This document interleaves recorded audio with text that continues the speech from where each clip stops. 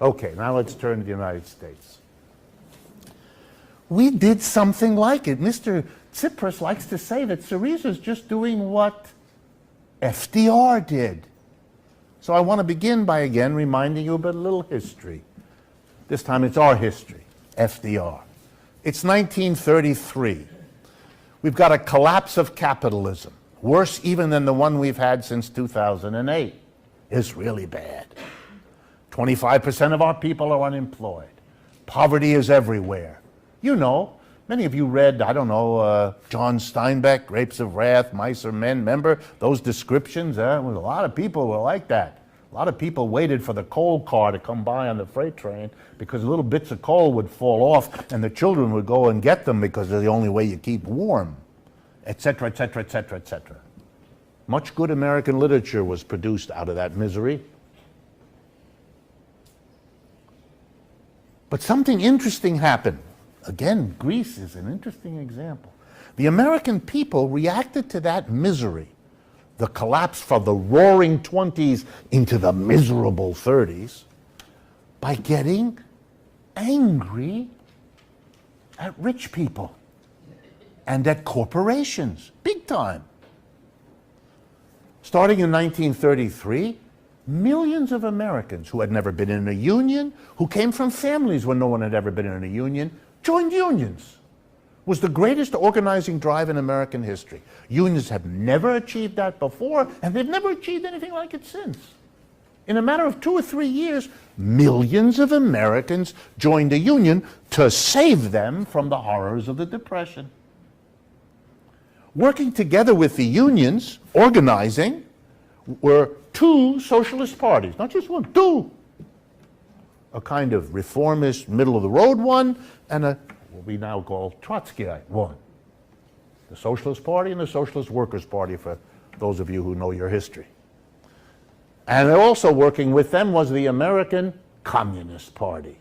Big, powerful organizations, all of them. And the combination, wow. The communists, the socialists, and the CIO, it was called, the Movement to Organize Workers. That's where the AFL-CIO comes from, the CIO part. And they mobilized millions of Americans. And they went and talked with Roosevelt, and they had a conversation. Frank, they said, we here represent millions and millions of people.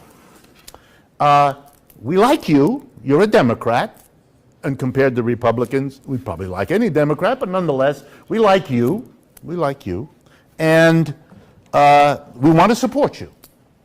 But you've got to do something about the mass suffering of the American people. And we got to tell you in all honesty that if you don't, we got a lot of people who want to do here what those Russians did over in the Soviet Union. And this is 1933. The Soviet Revolution is a memory. It wasn't that long before that. And Roosevelt was a very smart politician. He knew they were not bluffing. They represented millions of people. They had done something that nobody expected them to do, organize all these industries. Go back, if you have a chance to go to a library and look at the cities across America that were scenes of worker demonstrations every day. Minneapolis and Philadelphia and Chicago and New York and Trenton and on and on and on. This was a scary time for business. So Roosevelt listened and he said, okay, I'm going to make you a deal. I'm going to go talk to the rich and the corporate leaders. Roosevelt knew them since he had gone to school with them, intermarried with them and all the rest. So these were friends of his. And I'll see what I can do. And he met with the businesses. And he said to the businesses, basically, I got to take care of all these poor people. And I advise you to help me, because the only way I can take care of them is if you give me the money. Because it's a depression. We don't have any money. Nobody's paying taxes. Everybody's unemployed. All the businesses are shut down. The government has no money, like today. So we have no money. The only way I can take care of the people is if you give me the money. And I advise you to do it. Because if you don't, those people are going to make sure you don't have any money to give me. It's going to be over. Half of them were not convinced at all. That's the forerunner of what we call today the Koch brothers. No, serious, that's where that comes from. The other half agreed with Roosevelt. They were scared.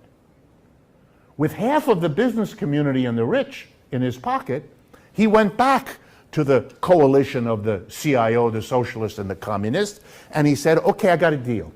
We can do business. I am going to get money from the rich and the corporations, and I'm going to help you. I'm going to do it. But you've got to promise me something. Stop talking about revolution. Put that away. If you keep doing that, I can't make a deal. I can't get the rich and the... That's the deal. And they all agreed. The CIO bought it, the socialists bought it, and the communists bought it. They said they didn't, and not all of them agreed, but they bought it. And what did Roosevelt do? Now you can see why Mr. Tsipras in Syriza is paying attention. 1933, let's go real fast. Roosevelt gets up and says, I'm going to create Social Security. What? In the middle of a depression when there's no money, you're about to tell everybody who's over 65, here's a check every month for the rest of your life. Yup, that's what he did. And before people could even deal with the enormity, we had no Social Security before that, he announced the unemployment compensation system. We had never had a program of giving money to people who are out of work for a year or two every week. The government had no money. It was the Great Depression. He said, I'm going to give the old people who are over 65 a check every month, and the unemployed, of whom there were millions, a check every week. I'm going to raise the minimum wage, which he did. In fact, he established the minimum wage. We didn't have one before that. I'm going to make a minimum wage, and he made it nice and high. In real terms, higher than it is now. But then came the big one, as if these weren't big enough. I, said the president, went on the radio, I am going to tell you, the American people, the following. If the private sector, he didn't use the word capitalist, that word sticks in Americans' throats. They can't quite get it out, which is why I say it so often. So, if the private sector can't provide work to the millions of Americans who ask only to have a job, then of course, as if it were self-evident, I, as president, have to do that. And between 1934 and 1941, he created and filled 15 million jobs in the United States, which the government paid for. They paid the salaries. Some of you visit the national parks. Many of those were built by those people, and so on. And where did he get the money? Because this is the best part.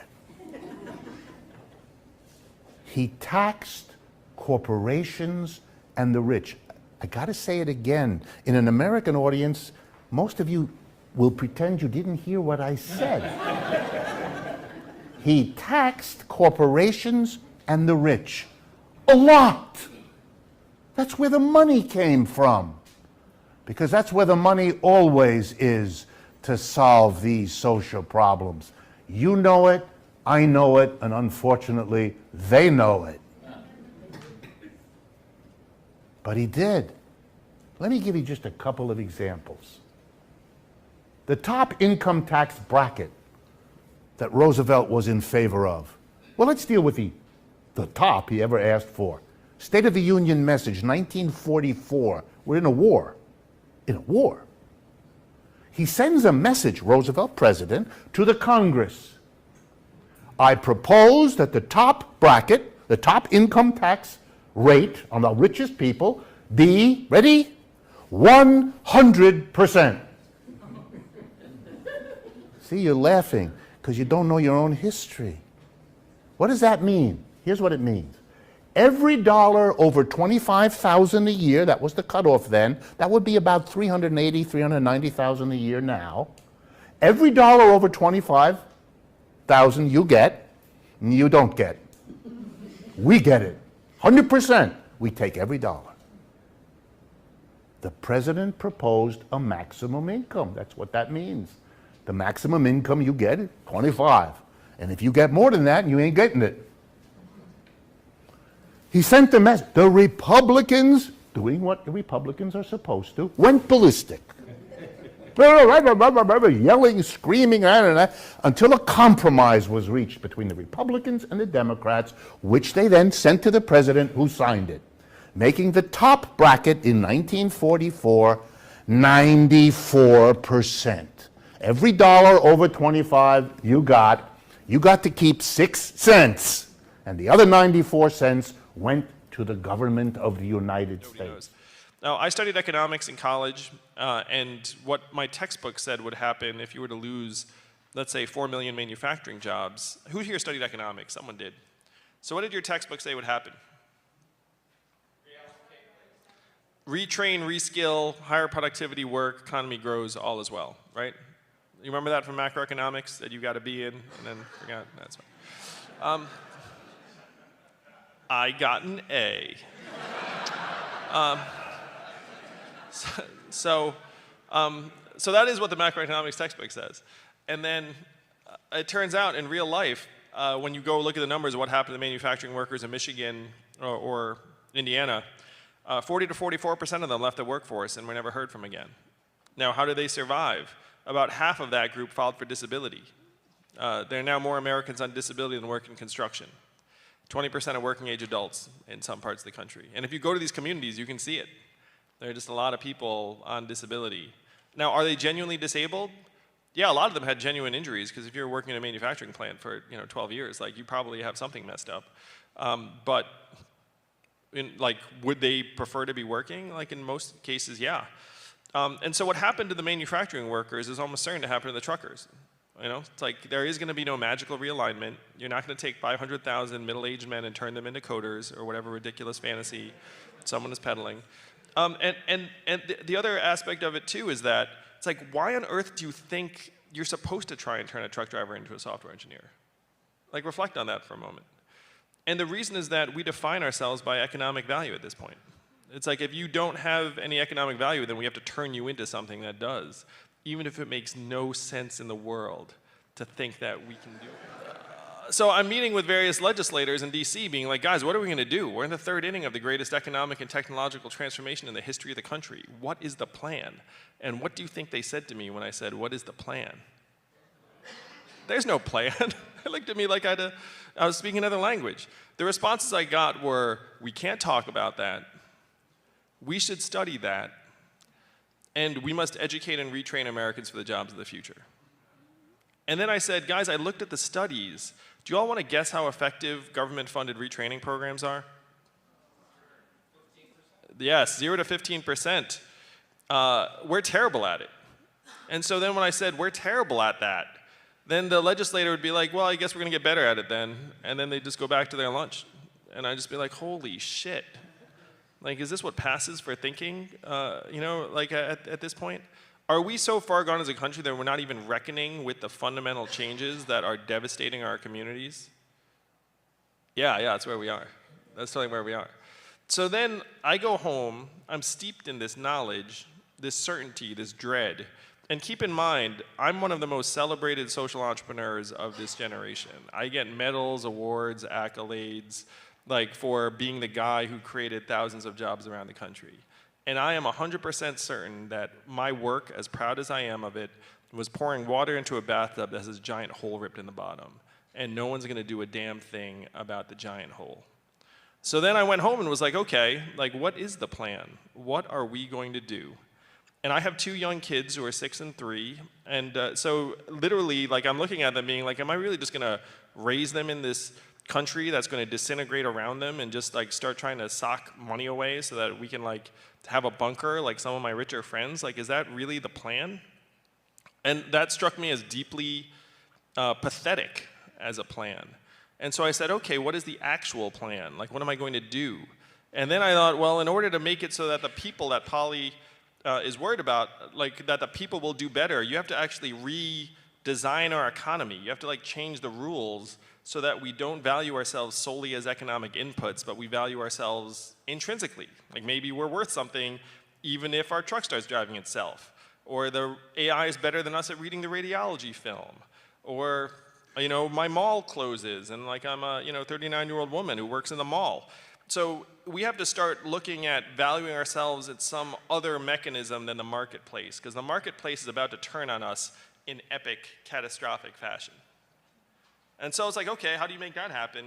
And so then I looked and said, well, the only way to rewrite the rules of the economy is to get control of the government. And I said, okay, how do you get control of the government? You run for president and win. And then I said, okay, what are the rules for running for president? Only 2 rules, it turns out. 35 or older, and natural born citizen. So I was like, check and check.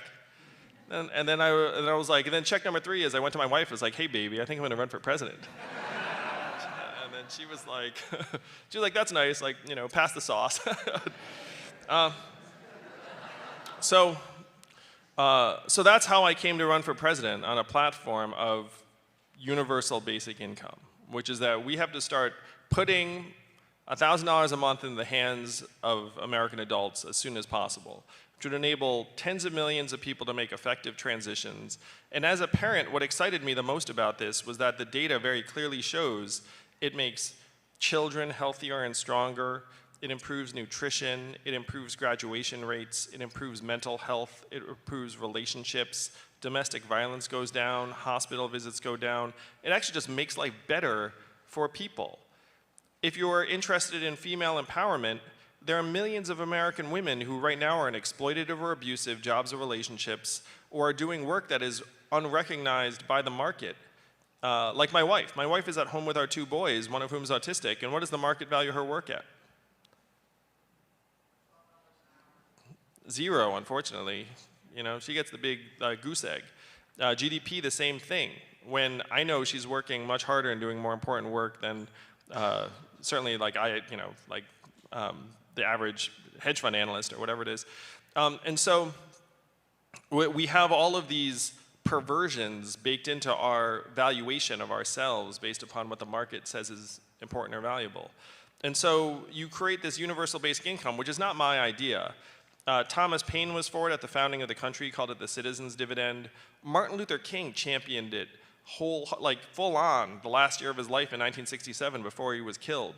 Milton Friedman and 1,000 economists signed a study saying this would be great for the economy, and it passed the House of Representatives twice under Richard Nixon in 1971. Came this close to being law. It's called a Family Assistance Plan. Would have guaranteed everyone a minimum income.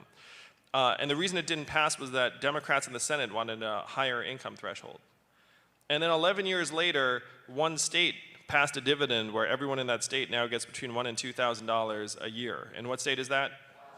And how do they fund it? And what is the oil of the 21st century? Technology, that's right. I've heard marijuana, I've heard a lot of things on that one. But it is technology. And now I'm going around the country saying, look, what they're doing in Alaska with oil money, we can do for everyone with technology money. As a matter of fact, we don't have a choice but to start moving this direction, because if we follow GDP and capital efficiency, we're going to follow it off a cliff, which we are doing right now. We're in the middle of it. Donald Trump is not business as usual. Donald Trump is a sign of disintegration, and the disintegration is accelerating. You can see it in any numerical measurement. Life expectancy, mental health, deaths of despair, like any measurement you want, business formation, marriage, child rearing, all of them. Historic lows, multi-decade lows, moving for a new job, multi-decade low. Pretty much any measurement of healthfulness you can find in America is at a multi-decade low or a record low right now. We are falling apart. And so this is this is an overdue move. Like, this should have happened decades ago, but here we are, it's 2019, and we have to make it happen now. So that's universal basic income. Put $1,000 a month in the hands of every American adult.